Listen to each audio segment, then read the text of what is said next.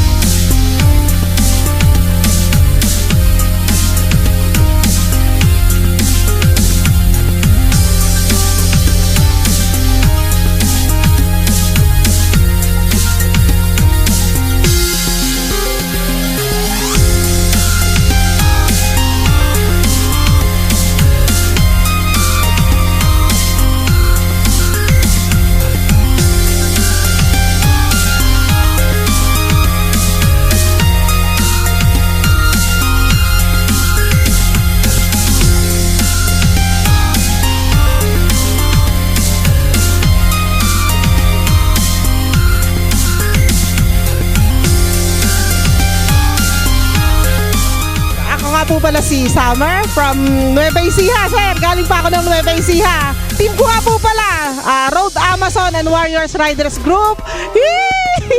Sabay ganun walang makapipigil, sir. Kahit malakas na ulan, basta para sa pagtulong. Gugulong at gugulong para sa pagtulong.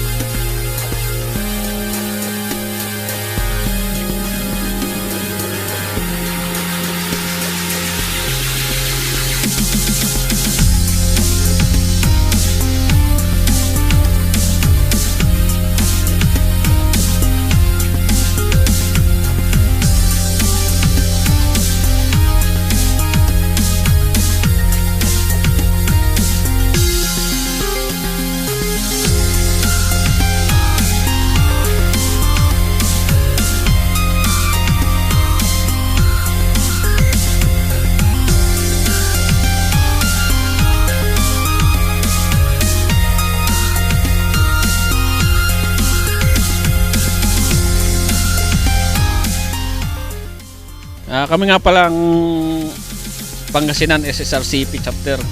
Ako po nga palang sekretary ng grupo namin. Kami po ay nagpapasalamat sa naging partisipasyon namin dito sa bumuo ng charity ride for One Luzon. Sana po yung mga nabigyan ng yung mga beneficiary, sana po mapagdamutan nila yung kunting nakayanan po ng bawat isa sa amin na mga rider. Sana po ipagpatuloy pa ng mga rider ang mga ganitong gawain para makatulong sa iba na nangangailangan. Iyon lang po. Maraming salamat.